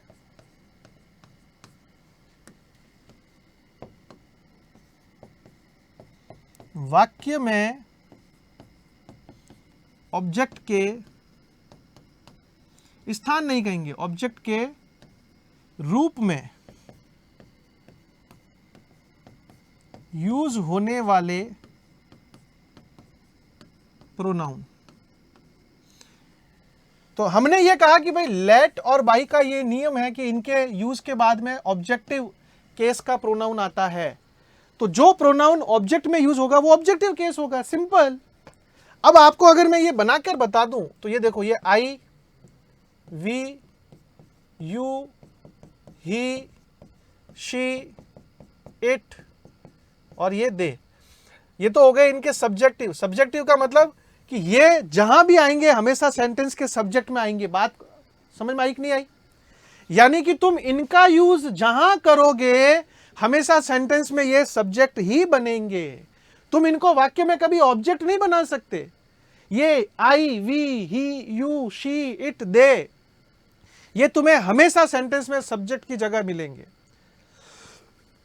नहीं तो अगर इनका ऑब्जेक्टिव बनाना है तो इसका ऑब्जेक्टिव होता है मी, इसका होता है अस, इसका होता है यू का यू ही होता है, ही का होता है हिम, शी का होता है हर, इट का होता है इट, और दे का होता है देम। यह है इनके ऑब्जेक्टिव केस। यानी कि तुम्हें अगर इन तमाम प्रोनाउन को किसी भी सेंटेंस में ऑब्जेक्ट के साथ यूज करना है या ऑब्जेक्ट के रूप में यूज करना है तो तुम्हें इनका रूप बदलना पड़ेगा, नहीं तो व्याकरण के दृष्टिकोण से वो गलत माना जाएगा। ये रीजन है, इसके पीछे का रीजन ये है। चीजें याद करने से, रटवाने से काम थोड़ी होता है। चीजों के पीछे के कारण बताओ कि क्यों आई का बाई मी हुआ। क्यों? क्योंकि तुम्हारे एक्टिव वॉइस में सब्जेक्ट की जगह आई यूज हुआ, लेकिन तुम्हारे पैसिव वॉइस में तो सब्जेक्ट का महत्व ही खत्म हो जाएगा ना, उसकी जगह तो ऑब्जेक्ट आएगा, और वो आएगा तो वो बाई के बाद आएगा, और बाई के बाद अगर आएगा तो रूल क्या कहता है, बाई के बाद ऑब्जेक्टिव आता है। इसलिए तुमने आई का मी किया। ये कारण होता है, मेन कारण ये है, क्योंकि हम आई को कभी भी सब्जेक्ट की जगह, ऑब्जेक्ट की जगह नहीं लिख सकते। तो बाई आई नहीं होगा, बाई ही नहीं होगा, बाई शी नहीं होगा, बाई हर होगा। आई बात समझ में? बाई हिम होगा। तो ये कारण है मेरे भाई कि हम इनको परिवर्तित करते हैं। तो अगर मैं इसका बनाऊंगा तो क्या बनेगा, क्रिकेट को मैं आगे लाऊंगा, ऑब्जेक्ट है। टेंस क्या आएगा, इज प्लेइंग, अभी अभी बताया मैंने, गलत होना ही नहीं चाहिए। इज प्लेइंग का बीइंग लगाओगे तुम इसमें, तो लगाओ क्रिकेट इज बीइंग, और प्लेइंग की प्लेड। और अब देखो बाई के बाद में क्या ऑब्जेक्ट, ही का ऑब्जेक्टिव केस क्या होगा, ये रहा हिम, इसलिए आता है हिम। बोलिए श्री तेजाजी महाराज की जय। ये कारण होता है। ठीक है, अब मैं तुम्हें पहले एक सॉल्व करूंगा, फिर तुमको दूंगा मैं एज ए होमवर्क। ठीक है, चलो पहले एक बार मुझे सॉल्व करने दो। जैसे मैंने कह दिया कि भाई she had cooked, she had cooked food, वो खाना पका चुकी थी। तो क्या बन जाएगा, शी कह रहे, food object, food had been cooked, और बाई। अब देखो शी का ऑब्जेक्टिव क्या आएगा बाई के बाद, हर। क्यों आएगा, क्योंकि हमने यहां पढ़ा अभी अभी, शी का बाई हर। ये अब एक आप मुझे बनाकर बताओगे, मैं इसका आंसर आपको कमेंट बॉक्स में, मैं उम्मीद करूंगा कि आप मुझे इसका आंसर दोगे। क्या रहेगा वो रहेगा इट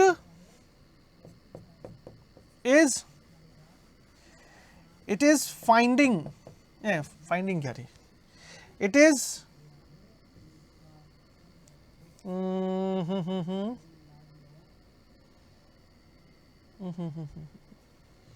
नहीं, यहां बनाते हैं आई से।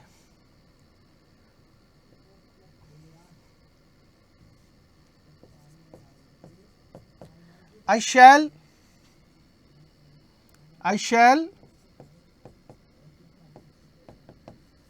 call him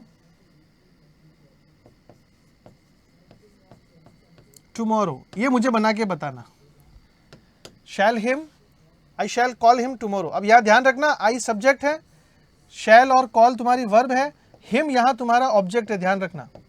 तो इसको आगे लाओगे ना तो ये ही होगा, और इसको पीछे ले जाओगे तो ये क्या बनेगा, वो बना करके मुझे कमेंट बॉक्स में भेज देना भाई। तो ये आंसर का मैं वेट करूंगा तुम्हारा, आई शैल कॉल हिम टुमारो का। बनाओगे कि नहीं बनाओगे, पक्का, कैसे ही?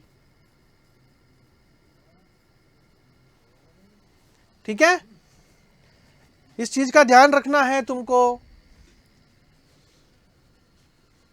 थोड़ा सा पानी पी लें, फिर आगे चलते हैं हम।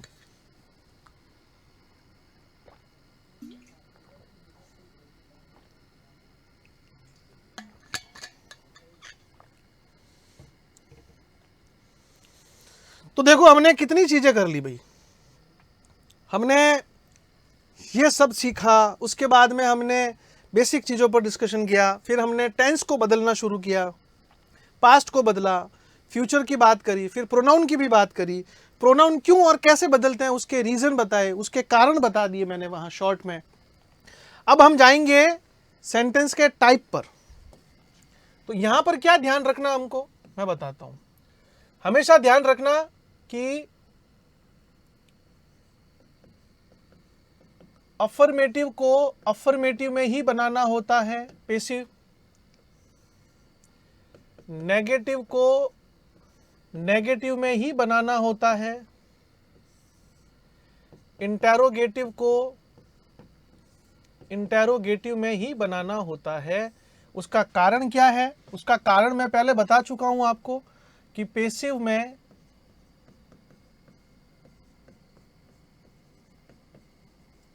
अर्थ नहीं बदलता, अर्थ नहीं बदलता।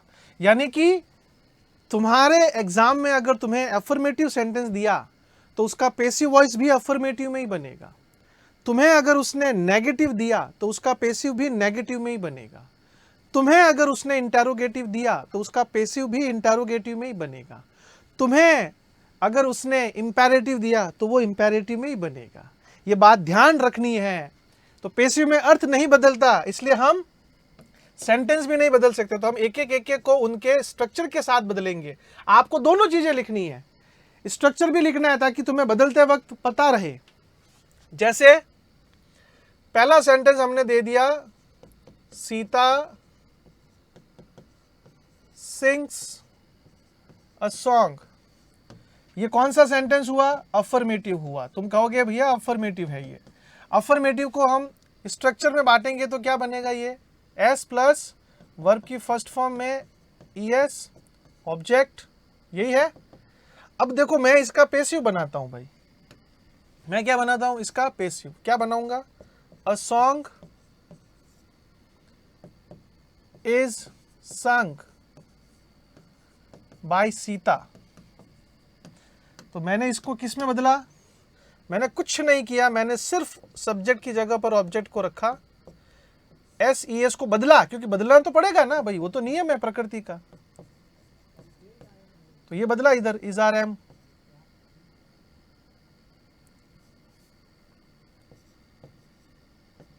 और फिर आगे क्या किया? वर्ब की थर्ड फॉर्म लगाई बाय सब्जेक्ट और पीछे फुल स्टॉप। ये देखो, तो कुल मिलाकर के अफर्मेटिव को अफर्मेटिव में ही बदलना होता है।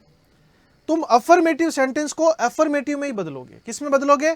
अफर्मेटिव को अफर्मेटिव में बदलोगे। ठीक, मैं आपको बता दूं यहां पूरा एक स्ट्रक्चर लिख करके, ताकि चीजें तुम्हारे लिए आसान हो जाए। जब भी तुम इसका रिवीजन करना चाहो तुम आराम से कर पाओगे।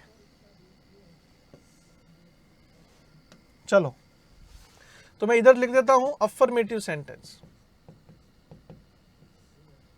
अफर्मेटिव का स्ट्रक्चर क्या होता है? Subject, helping verb, main verb, object. इसका पैसिव वॉइस कैसे बनाएंगे? ऑब्जेक्ट, हेल्पिंग वर्ब, जो भी चेंजेस हमने सीखे हैं वो सारे, मेन वर्ब की थर्ड फॉर्म और बाय सब्जेक्ट। ये फिर हम इंटेरोगेटिव नेगेटिव की बात करें तो नेगेटिव का क्या है? Subject, helping verb plus not plus main verb plus object. इसका अगर हम पैसिव बनाएंगे तो क्या बनेगा? Object, helping verb, not, main verb की थर्ड फॉर्म बाय सब्जेक्ट। ये देखो। अब इंटेरोगेटिव की अगर हम बात करें तो इंटेरोगेटिव होता है दो। पहला जो हेल्पिंग वर्ब से शुरू होता है, helping verb, subject, main verb, object और लास्ट में क्वेश्चन मार्क। इसका अगर मैं पैसिव बनाना चाहूँगा तो क्या बनाऊँगा? हेल्पिंग वर्ब, फिर ऑब्जेक्ट सब्जेक्ट की जगह, फिर मेन वर्ब, फिर वही बाई प्लस सब्जेक्ट और लास्ट में क्वेश्चन मार्क। अगर WH से बनाऊंगा तो WH यानी कि वही व्हाट, वेयर, व्हेन, हुम, उनके बाद हेल्पिंग वर्ब, फिर सब्जेक्ट, फिर मेन वर्ब, फिर ऑब्जेक्ट और इंटरोगेटिव। और अगर इसका मुझे पैसिव बनाना पड़ेगा तो मैं वापस इसी WH से शुरू करूंगा, आगे हेल्पिंग वर्ब जो भी चेंज होगी वो लूँगा, सब्जेक्ट की जगह ऑब्जेक्ट को रखूँगा, मेन वर्ब की थर्ड फॉर्म लगाऊंगा, फिर यहाँ बाई करके सब्जेक्ट ले लूँगा और लास्ट में क्वेश्चन मार्क लूँगा। ये तरीका आपको पता होना चाहिए। आई बात समझ में? क्यों? क्योंकि अर्थ नहीं बदलना। अगर तुम अफर्मेटिव को बदल दोगे तो वो तो अर्थ बदल जाएगा ना, अगर तुम नेगेटिव को बदल दोगे तो वो तो अर्थ बदल जाएगा ना, अगर तुम इंटरोगेटिव को बदल दोगे तो फिर तो अर्थ बदल जाएगा। हमको अर्थ ही तो नहीं बदलना है, हमें अर्थ ही नहीं बदलना है। इसी चीजों का यहाँ ध्यान रखना है जब भी तुम चेंजेस करो। तो कहने का मतलब ये कि अगर तुम्हें कभी कोई सेंटेंस मिल जाए कि राम रीड्स अ नॉवेल, तो ये अफर्मेटिव है, तो इसका अफर्मेटिव में ही पैसिव बनाओगे तो क्या बनेगा? A novel. अब रीड्स है तो क्या आएगा भाई? देखो इधर, इज, थर्ड फॉर्म इसकी रीड ही होती है, बाई राम। तो देखो मैंने अफर्मेटिव सेंटेंस का अफर्मेटिव ही बनाया है, चेंज नहीं किया। तुम्हें अगर नेगेटिव बनाना है, Ram doesn't read a novel, ये नेगेटिव है, इसका अगर पैसिव बनाओगे तो नेगेटिव में ही बनाना भाई। तो फिर हम कह देंगे अ नॉवेल, और डजंट का किस में चेंज करेंगे? इज आर एम में। तो is not, a novel is not read by Ram, ये नेगेटिव बन गया। अगर तुम्हें इसको इंटरोगेटिव में बनाना है तो does Ram read a novel, question mark. तो तुम इसका पैसिव भी इंटरोगेटिव में बनाओगे तो डज की जगह आ जाएगा इज, क्या आ जाएगा? राम की जगह पर मैंने क्या बताया था, राम की जगह पर ऑब्जेक्ट आएगा, तो इज अ नॉवेल रीड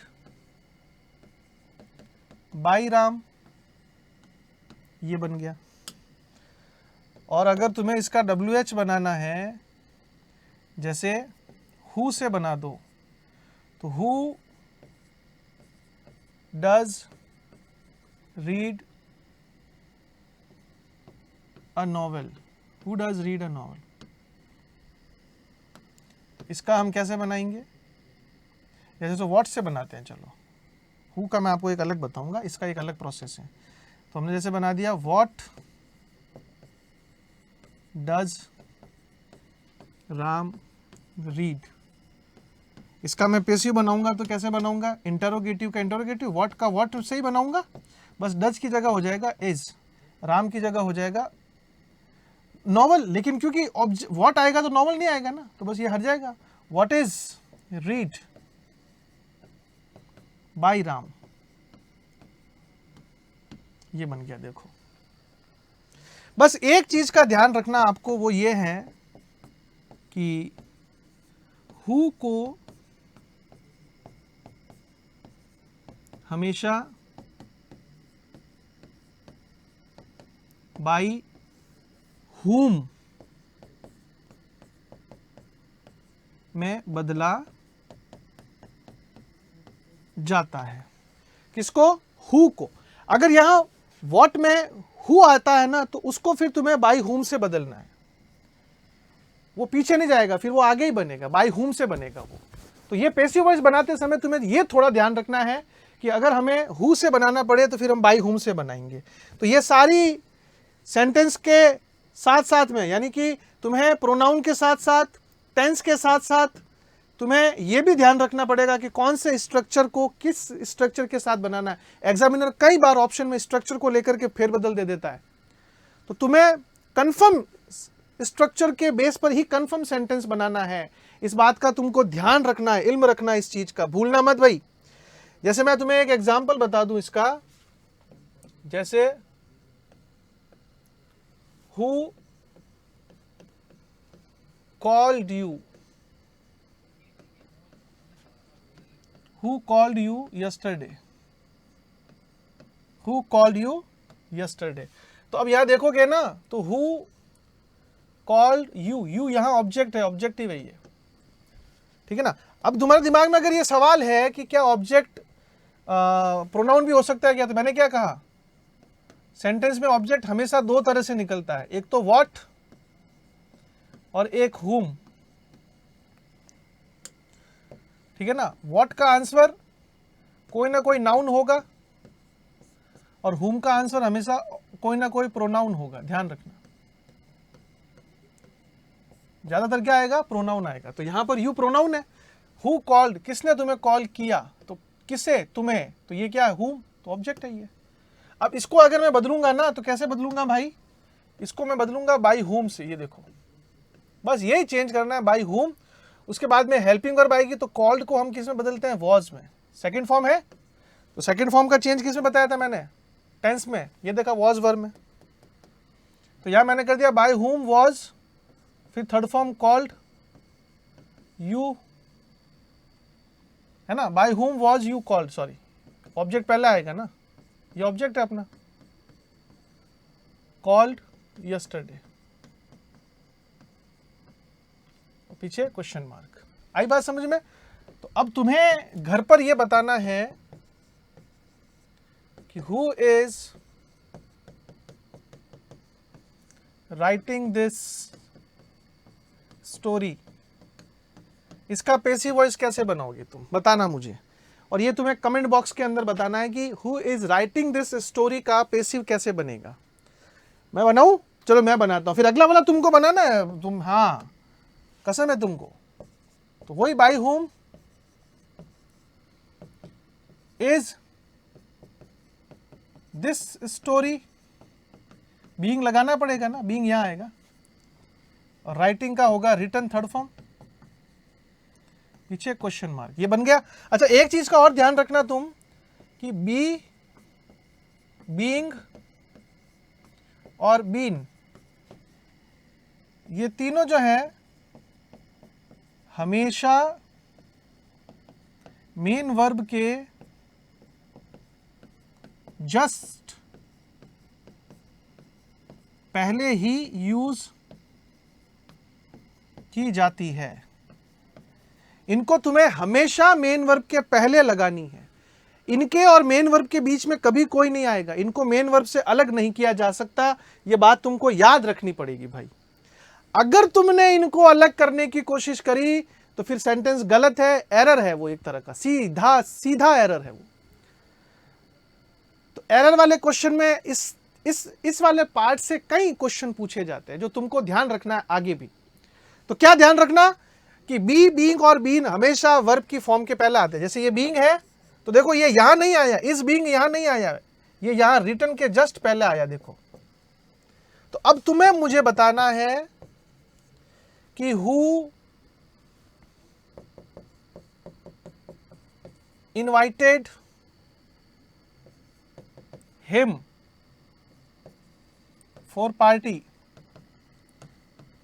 अब मैं तुम्हारी मदद कर लेता हूं। हु इनवाइटेड हिम ऑब्जेक्ट है, यहां ध्यान रखना, वो देखो हुम वाला ऑब्जेक्ट है ये, ठीक है ना। ये आगे आएगा तो ही बनेगा, फिर ध्यान रखना इस बात का भी। और फॉर पार्टी ये तो तुम्हारा एडवर्बियल है, इसको तो लास्ट में है ही रख लेना। इसका तुम मुझे होमवर्क कमेंट बॉक्स में बताओगे, मैं चेक करूंगा और मैं रिप्लाई भी दूंगा वापस। जो सही करेगा उसको मैं रिप्लाई भी करूंगा भाई, ठीक है। चलो, तो ये तुम्हारा इंटरोगेटिव वाला मामला सेट है। अब हम आगे बढ़ते हैं और अब हम थोड़ा बात करेंगे इंपैरेटिव वाले सेंटेंस का। किसका? इंपैरेटिव सेंटेंस का। या पहले हम एक बार डबल ऑब्जेक्ट वाला देख लेते हैं। डबल ऑब्जेक्ट ये क्या है भाई? कुछ एक्टिव वाक्य में, कुछ एक्टिव वाक्यों में what, were, whom.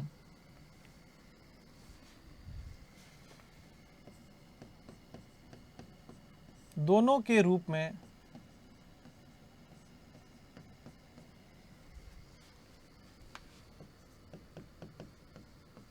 डायरेक्ट व इनडायरेक्ट ऑब्जेक्ट मिलते हैं। तो कई बार क्या होता है कि कुछ ऐसी ट्रांजिटिव वर्ब होती है जो एक साथ व्हाट और whom दोनों का आंसर दे देती है, तो उनका पैसिव कैसे बनेगा, क्योंकि उसमें तो ऑब्जेक्ट दो हो जाते हैं ना। तो एक बार मैं बना के बताता हूं आपको। देखो, जैसे मैंने कहा teacher is teaching you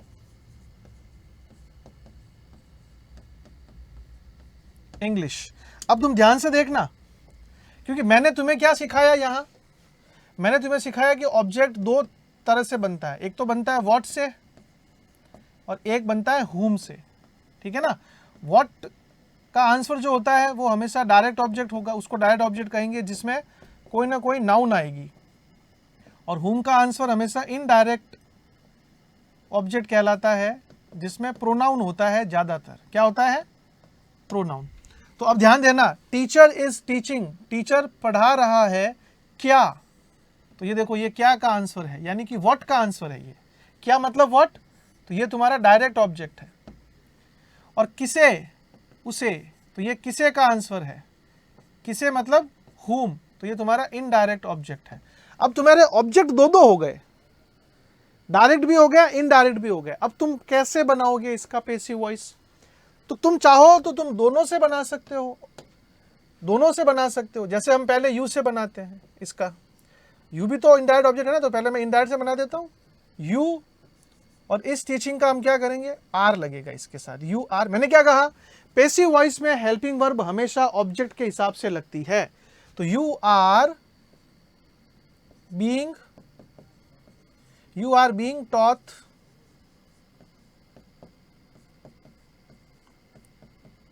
English by teacher,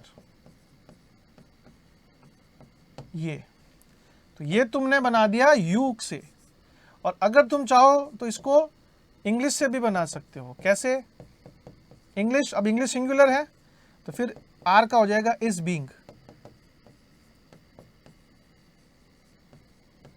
ठीक है ना।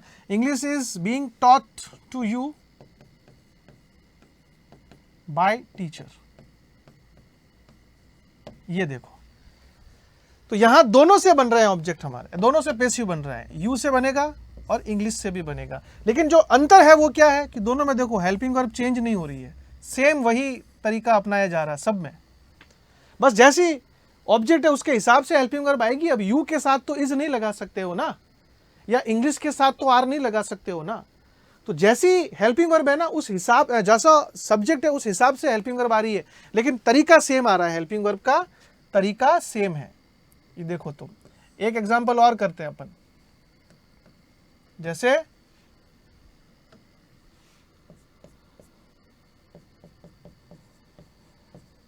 मोहन हैज सेंट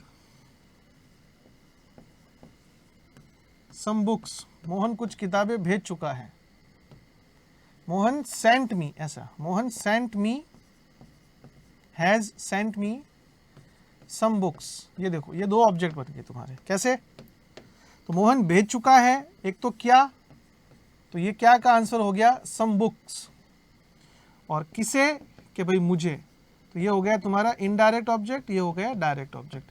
सबसे पहले हम बना देते हैं इनडायरेक्ट से, तो मी को आगे लाओगे तो होगा आई, क्योंकि ये ऑब्जेक्ट है, ऑब्जेक्ट को आगे लाओगे तो आई सब्जेक्ट बनेगा ना। अभी मैंने बताया ना भाई पूरी बात आपको। ये देखो ये ऑब्जेक्ट है, ये सब्जेक्ट है।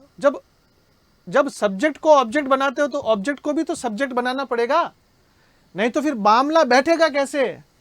तो यहां पर हमें क्या करना है, हमें मी को आगे लाएंगे तो आई बनेगा, आई के साथ में तुम क्या लगा दोगे, हैव, आई के साथ हैव लगता है, ध्यान रखना।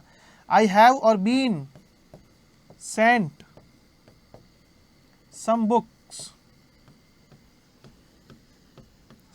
books by Mohan. और इसको अगर हम some books से बनाना चाहे तो क्या बन जाएगा, some books, और ये भी प्लूरल है तो क्या आएगा, have been sent to me by Mohan. ये देखो बना के नहीं बना भाई। तो इसको कहते हैं डबल ऑब्जेक्ट, यानी कि दो ऑब्जेक्ट से पैसिव वॉइस बनाना। अब भैया एग्जामिनर दोनों देगा या एक देगा? देखो एग्जामिनर एक भी दे सकता है और दो भी दे सकता है, लेकिन दो देगा तो फिर ऑप्शन में आएगा ए एवं बी दोनों, ए और बी बोथ। नहीं तो दोनों में से कोई एक मिलेगा, ये भी मिल सकता है, ये भी मिल सकता है। तुम्हें दोनों तैयार करने हैं, तुम्हें दोनों तरीके से प्रिपेयर रहना, ये बात गांठ बांध लेना मेरे भाई, ठीक बात है। चलो तो आगे बढ़ते हैं एक स्टेप और अब हम करते हैं थोड़े इंपेरेटिव सेंटेंस की चर्चा। इंपेरेटिव सेंटेंस जो कि एक बेहद इंपॉर्टेंट पार्ट होता है। Imperative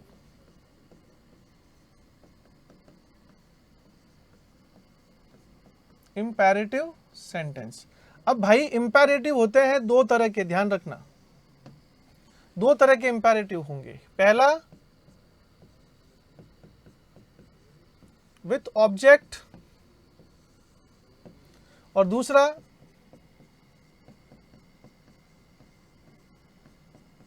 without object. यह कैसी बात है? आपने तो कहा था भैया कि ऑब्जेक्ट नहीं होगा तो पैसिव नहीं बनेगा, तो मैंने वहां एक बात भी बोली थी ना, मैंने कहा था ना कि सामान्यतः ऐसा होता है, लेकिन इंपेरेटिव सेंटेंस में बना सकते हो। भाई देखो सीधी सी बात है, हमारे गांवों के अंदर जब शादी समारोह होता है ना, तो कहते हैं कि अगर सगा भाई नहीं आएगा शादी में तो लोग बातें बनाएंगे, लोग कहेंगे कि ये कैसा भाई है, इसका सगा भाई शादी में नहीं आया। लेकिन मुझे एक बात बताओ कि अगर सगा भाई शादी में नहीं आएगा तो क्या दूल्हा घोड़ी नहीं चढ़ेगा? क्या दुल्हन फेरे नहीं खाएगी? क्या शादी नहीं होगी? होगी, शादी होगी। भाई शादी में नहीं आएगा तो बातें बनेगी, शादी का मजा किरकिरा होगा, लेकिन शादी होगी ही नहीं ऐसा तो नहीं कह सकते ना। तो ऑब्जेक्ट आने पर सेंटेंस में पैसिव वॉइस परफेक्टली बनता है, लेकिन नहीं आने पर भी, ऑब्जेक्ट नहीं होने पर भी इंपेरेटिव सेंटेंस को बनाया जा सकता है। यानी कि अगर शादी का आयोजन होगा तो दूल्हा तो घोड़ी चढ़ेगा, चाहे भाई आए नहीं आए, भाभी आए नहीं आए, कोई फर्क नहीं पड़ता है, शादी वाला तो शादी करेगा भाई। तो यहां पर भी यही चीज है, ऑब्जेक्ट आएगा तो भी अच्छी बात है, नहीं आएगा तो भी बनेगा, इंपेरेटिव बनेगा। लेकिन इंपेरेटिव किसको कहते हैं भैया? उसके लिए तुम्हें मेरे साथ मिलकर के सेंटेंस टाइप पढ़ने पड़ेंगे, और इसके लिए तुम्हें सेंटेंस को सब्सक्राइब करना पड़ेगा, और उसके लिए तुम्हें हमारे सब्सक्राइबर्स को बढ़ाना पड़ेगा, तुम्हें लोगों को शेयर करना पड़ेगा, जिससे कि हम एक पूरे परिवार के साथ तुम्हारे बीच में आ सके। और मेरे बाद में और भी कई सारी और क्लासेस होंगी, है ना। ये एक शुरुआती चरण है, हम आपके लिए एक पूरी टीम धीरे धीरे खड़ी कर रहे हैं, जो आपको बेहतर से बेहतर चीजों की जानकारी देगा। खैर, इंपेरेटिव सेंटेंस कैसा होता है? आदेशात्मक वाक्य। कैसा वाक्य? आदेशात्मक, हिंदी में कहते हैं आदेशात्मक, ठीक है ना। और इसकी पहचान कैसे करेंगे कि ये हमेशा मेन वर्ब की फर्स्ट फॉर्म से शुरू होगा। इस वाक्य की शुरुआत कहां से होगी? मेन वर्ब की फर्स्ट फॉर्म से शुरू होगा। तो क्या इसमें सब्जेक्ट नहीं होगा? इंपेरेटिव में सब्जेक्ट नहीं होता है, होता है, यू होता है, लेकिन वो हिडन होता है। क्या होता है? हिडन। हिडन का मतलब समझते हो मेरे भाई? हिडन का मतलब तुमको दिखाई नहीं देगा लेकिन वो होगा, उसको कहते हैं हिडन। तो यहां पर आदेशात्मक वाक्यों में यू हिडन होता है, सेंटेंस आपको मेन वर्ब से शुरू दिखाई देगा। पहले मैं आपको बता देता हूं विथ ऑब्जेक्ट वाले कौन से होते हैं। जैसे मैंने कह दिया ओपन द डोर, तो इसमें देखो सेंटेंस की शुरुआत तो हो रही है मेन वर्ब की फर्स्ट फॉर्म से, लेकिन यहां ऑब्जेक्ट है खोलो क्या? गेट। लेकिन एक सेंटेंस अगर मैं आपको ये लिख दूं, कम इनसाइड, तो यहां देखो सेंटेंस की शुरुआत तो हो रही है मेन वर्ब की फर्स्ट फॉर्म से, लेकिन इनसाइड यहां एडवर्ब है, जगह बता रहा है ना, मैंने आगे आगे बताया ना कि जो पोर्शन जगह बताता हो, समय बताता हो, वो एडवर्बियल कहलाता है। तो इनसाइड तो एडवर्बियल है, अंदर। इसका मतलब कि यहां मेन वर्ब तो है लेकिन ऑब्जेक्ट नहीं है। तो क्या इसका पैसिव नहीं बनेगा? बनेगा। मैं दोनों का बना के बताता हूं, देखो कैसे बनेगा। विदाउट ऑब्जेक्ट यानी विथ ऑब्जेक्ट वाला तो बनेगा तुम्हारा लेट से, let plus object plus be plus verb की फर्स्ट फॉर्म को थर्ड फॉर्म में कन्वर्ट कर दो। सिंपल सा लॉजिक है, ये फॉर्मूला होता है, लेट ऑब्जेक्ट बी और थर्ड फॉर्म। तो अगर मैं इसका बनाऊंगा तो क्या बन जाएगा? इसका बन जाएगा लेट द डोर और बी ओपन्ड, ये बन गया देखो। और इसका विदाउट ऑब्जेक्ट वाले का थोड़ा टेढ़ा होता है, इसमें आपको आगे ऐड करना होगा you are requested to come inside. देखो ये बन गया इसका, यानी कि बिना ऑब्जेक्ट में आपको यू के साथ सेंटेंस के हिसाब से you are requested, you are ordered, अगर आदेश है तो ऑर्डर्ड, यू आर एडवाइज्ड, सलाह दी जा रही है तो advised, you are allowed, permission दी जा रही है तो अलाउड, यू आर प्रेयर्ड, प्रार्थना की जा रही है तो प्रेयर्ड, यू आर विश्ड, है ना, यू आर